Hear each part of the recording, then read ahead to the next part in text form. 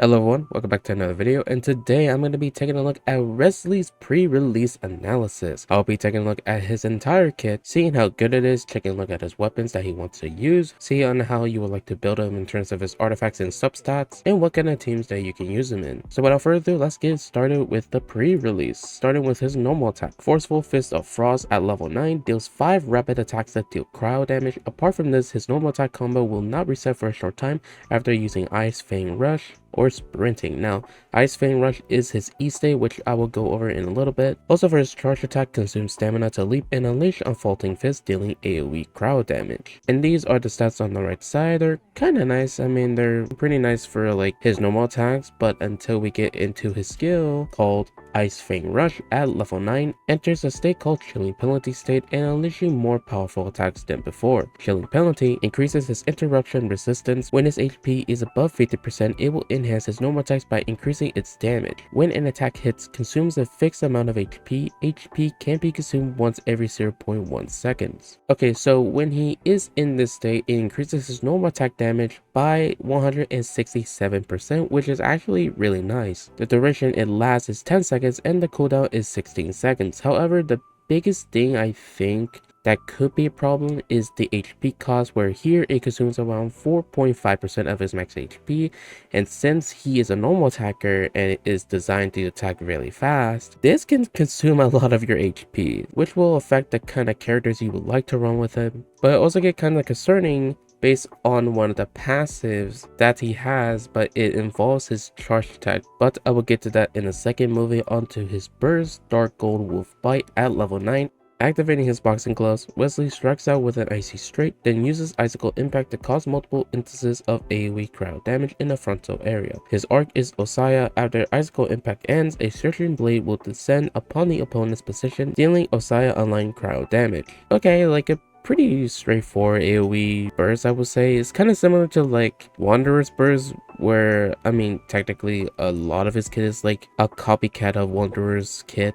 But nonetheless, it's a 5 attack hit. The damage is pretty nice, I would say. The cooldown is 15 seconds and the energy cost is 60, which is nice because this is a very low energy cost. Moving on now to his passives. Now, this is where it kind of gets confusing, but bear with me. Starting off with the first one. There shall be a plea for justice. When Wesley's HP is less than 60%, he will obtain a gracious reboot. The next charge attack of his normal attack will be enhanced to become Reboot Faulting Fist. It will not consume stamina, will deal 50% increased damage, and after hitting, restore HP for Wesley equal to 30% of his max HP. You can gain a gracious reboot this way once every 5 seconds. So his skill increases his normal attack damage once his HP is above 50%. This increases his charge attack damage if his HP is below 60%. What this can be confusing and kind of concerning is that since he consumes a lot of his own HP, it's kind of easy to like stay above 50% because you kind of need to heal here and there. And this kind of helps because it kind of gives him a good chunk of health back. But the thing is that you have to basically stay within this margin of your health bar in order to get this, meaning characters like Bennett won't really be useful for him because Bennett heals consistently. That will prevent Wriothesley but being below 60, and basically any other healer that also does consistent healing. So it's kind of like this weird like back and forth on how you want to heal and not heal Wesley's health. It's kind of like, imagine a mini game, you know, like the mini game where sometimes in game there's this mark like moving around that you're trying to like hit. That's basically what you're gonna do with Wesley's health, because you want to stay above 50, you want to be below 60 so you can get his charge attack enhanced. So I guess if you're not gonna use with Bennett, because honestly I think Bennett is like one of the best supports for him, but because Bennett heals a lot, he wouldn't really be able to use this. So it seems like the rotation would be is to use his skill, do a couple of hits here and there, get it below 60, and once you get it below 60, use his charge attack to get some HP back and basically do the same thing. Another concern is that since he consumes a pretty good chunk of his health, you could potentially go below 50% if you're not planning to run a healer, which could make it even more difficult in trying to get between 50 to 60. So there's really only two ways you can play him. Either you can ignore his charge attack increase and just focus on his normal attacks, or you can run a team where you're able to get his charge attack but run the risk of not getting his increased normal attack from his skill. You can possibly play both ways, where you can get his normal attack enhanced and then his charge attack enhanced if you're good in staying within that margin of his health. But then again, like, it is going to be annoying. I bet you won't even realize it that you're below 50 or you're not even under below 60%. But yeah, that's just one of the caveats about his kit. Can be good, but also can be bad at the same time. I think this just isn't that well designed. But nonetheless, moving on to his second passive, there shall be a reckoning for Sin when Wesley's current HP increases or decreases. If he's in the chilling penalty state conferred by Ice Fang Rush, chilling penalty will gain 1 stack of prosecution adept, max 5 stacks. Each stack will increase his attack by 6% for a total of 30% attack. Okay, a nice chunk of attack. That's very nice indeed. Moving on to his constellation. Now, this whole slide is dedicated for his C1 because it's so long, and also it's one of those things that MiHoYo does to sell constellation for a character that has some caveats. Now let's go over what this actually does. The gracious reboot from passive talent There Shall Be a Plea for Justice is changed to this. When Wesley's HP is less than 60% or while he's in the E state caused by Ice Fang Rush, when the 5th stack of Repelling Fist hits, it will create a Gracious Reboot. One Gracious Reboot effect can be attained every 2.5 seconds. Additionally, Reboot Faulting Fist will attain the following enhancement. The damage bonus gain will be further increased to 200% when it hits while Wesley is in a chilling penalty state. That state's duration is extended by 4 seconds. One such extension can occur per 1 chilling penalty duration. Okay, now with his C1 is actually pretty nice in making him more consistent, because what this does is not only does it allow you to get the Gracious Reboot much quicker, but it also allows you to ignore this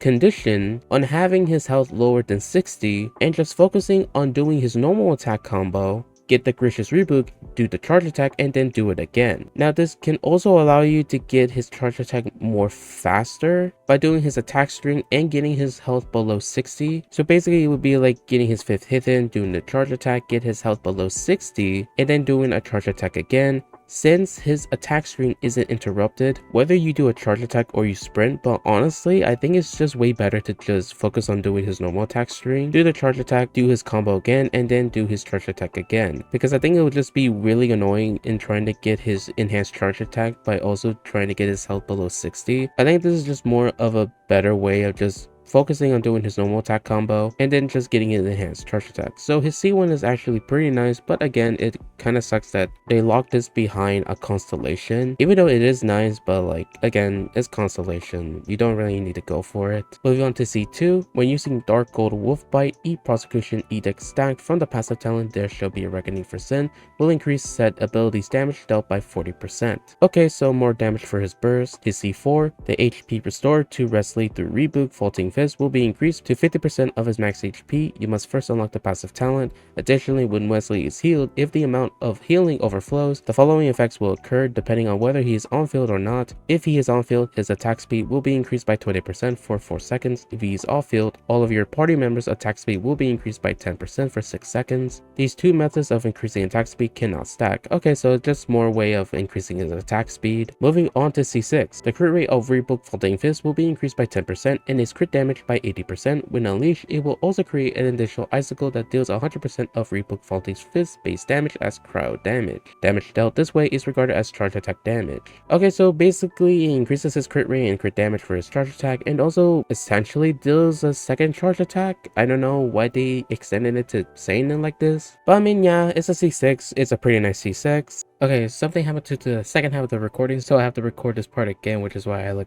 different now. But moving on to his weapon, his 5-star weapon called Cash Flow Supervision. Base attack 674, crit rate 22.1%, and the passive attack is increased by 16% when current HP increases or decreases. Normal attack damage will be increased by 16%, and charge attack damage will be increased by 14% for 4 seconds, max 3 stacks. So for the total damage you can get from this is 48% normal attack damage and 42% charge attack damage. This effect can be triggered once every 0.3 seconds. When the wielder has 3 stacks, attack attack speed will be increased by 8%. Okay, so a nice extra source of attack speed, but I think the main thing is that you get a nice extra amount of attack, but you get a huge amount of normal attack damage bonus and also a good amount of charge attack damage. So I've seen a lot of mixed opinions about his 5-star signature, mainly because the crit stat you get is like the lowest amount of crit stat you can get on a 5-star weapon. But I think in this case, since you are farming for the Machosi set, getting the least amount of crit rate is actually better, because since Machosi gives you a shit ton of crit rate already, it's actually more beneficial. You're able to get a higher base attack, meaning more overall attack, than let's say the substat being crit damage. Because if we were to compare, let's say, Neuvillette signature with using it with WRIOTHESLEY, it's not really going to be as effective because you're going to want to go for a lot of crit damage already. And with my stats that I have currently built up for him, I'm going to be at around 266 crit damage if I were to have his 5-star signature.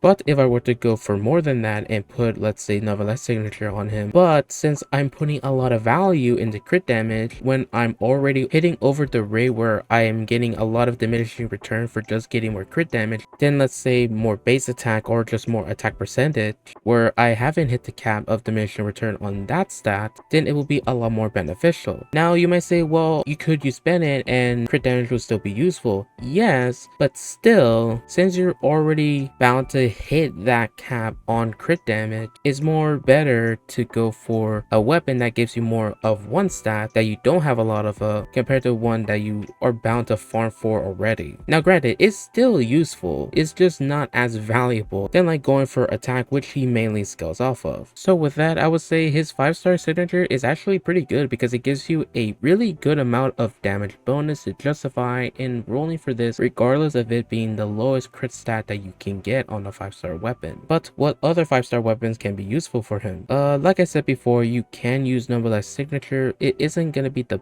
best option, but nonetheless it is still useful. Wanderer signature, the bell looking thing, remembers, or whatever it's fucking called, is also useful because it gives you attack speed and also normal attack damage. Other than that, Karkuras is a nice stat stick. The passive is useless. Memory DOS is nice, I guess. Lost Prayer, in my opinion, I think is the second best option in terms of 5-star, because it has a higher crit rate value in case you still want a little bit more consistency if you don't have that much crit rate even on Machosi set, but still want a little bit more. But the passive gives him a nice extra source of damage that applies to all of his attacks. It's hard to get the max stacks, but you should be able to get a good amount of it considering he is meant to be played as an on-fielder. Got Alice, again, another good choice because it gives you attack and also elemental damage bonus. Now moving on to the 4-star options. In terms of 4-star, there isn't really that much options. I will say if you are a free-to-play and is looking for a craftable weapon, then I would say the Flowing Purity from the Fontaine crafted line should be the best option because the main stat is attack percent, and also the passive is kind of useful because you do use his elemental skill. But other than that, Favonius Kotas will always be a good option, but in terms of damage,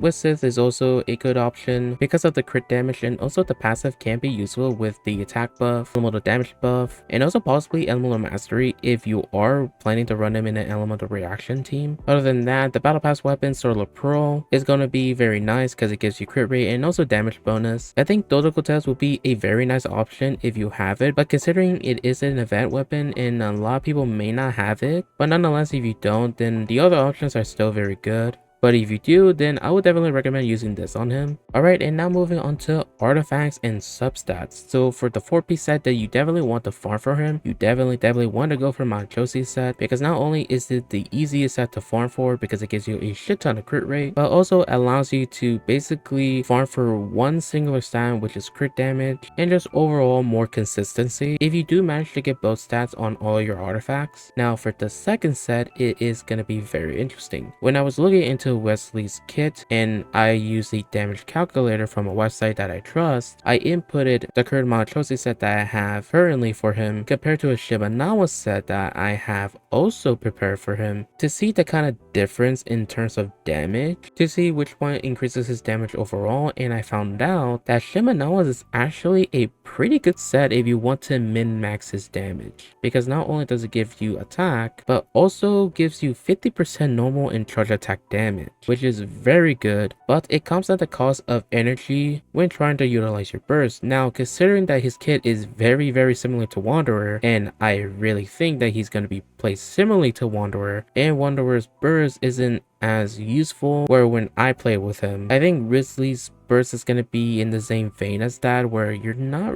really going to prioritize using it, but it is a good extra source of damage if you like to use it. But if you want him to deal the most overall damage you could possibly do, then Shimanoa is going to be a good contender, considering that Shimanoa has been out for around 2 years and also is in the strong box, meaning you can easily farm away more than Machosi set. But nonetheless, if I had to recommend one set to farm for, I would definitely recommend Machosi because it is easier to farm for and it's basically straightforward, and also allows you to get more consistency, which is really nice than just getting more damage overall. And as for substats, I would recommend going for crit, attack percent, and also if you are able to get some ER to just utilize his burst if you like to. And if you are using him in elemental reaction teams like Melt or any other team that I will go into later, then elemental mastery as a subset can be very useful as well. And now moving on to the type of teams that you can use with him. Now this isn't in any order, I just listed the kind of teams that you can use with him. First one being Melt. Now this one I'm kind of sketchy about because considering that a lot of the CRYOs that has released in the past had tend to be very good damage dealers with Ganyu, Ayaka, and now possibly Wriothesley. A lot of people think that Melt is the best reaction to utilize and maximize his damage overall, but considering that still to this day there isn't really a good pyro character to apply pyro consistently other than possibly Xiangling, I think it's gonna be a reaction that is going to be annoying to do because it's not going to be like Ganyu where you have time to like apply pyro and then utilize your attack, because in Wriothesley's case he is a constant fast normal attacker, meaning that you probably won't have a chance to utilize Melt unless you are very good at timing it. I think it is possible, but nonetheless I think it's going to be a reaction where it's just going to be annoying to set up, or I really don't recommend it, but nonetheless I think it can be useful, but it's just going to be annoying to set up. The next team is Freeze, where it's just straightforward. You use Hydro and Cryo to freeze the enemies, and with doing that it makes it easier for Wriothesley to just continuously do normal attacks and then do a charge attack. The next one is Hyper Carry. This one is also kind of straightforward, where you're mainly using characters that mainly buff the element that he is, where you use a Nemo to increase his overall damage like Kazuha, Sucrose, or Venti, Geo, which is mainly Zhongli because of his shield, and also potentially Shenna because she is a good support character in terms of increasing crowd damage for other characters. And the last team is Fridge. Now this one is kinda confusing for some people because I know a lot of people don't like using this team, but if you want the most optimal team to use with him, then basically what this is that you utilize Freeze and Dendro, because considering Crowd and Dendro don't react together, and by making the enemies freeze in place, you can consistently apply Dendro with Hydro to create Bloom, and then utilize either Electro or Pyro to basically create Hyper Bloom or Virgin for the Bloom reactions to be the main source of damage. Now obviously this isn't going to be the best team to utilize or min-max Wesley's damage, but overall it is a pretty nice team in terms of elemental reaction damage. But nonetheless, if I had to recommend one team to go for, I would say either Freeze because it's more easier, or just Hyper Carry. Alright, and with that, that's going to be the end for Wriothesley's pre-release analysis. I am so excited for his release. Do I think he's going to be the best character? No, I think he's gonna be in terms similar to like Wanderer, where he is a nice attack damage dealer, but I think he is gonna have some caveats that kind of holds him back a little. But nonetheless, I think he's still gonna be a good option of a damage dealer in case you are looking for one. But who knows, he could be even better than what I think he is, but we will see until he release. And then I will cover my thoughts overall of how I feel about him after pulling and playing with him in my post-release about a week or so after he officially releases. And with that, that's gonna be it for this video. Thank you guys so much for watching. If you enjoyed the video and want to see more content like this, then definitely subscribe to the channel, leave a like on the video to support it. Check out my Twitch if you want to check out my live streams. The link will be in the description below. That's it for today, and I hope you guys have a wonderful day. Peace.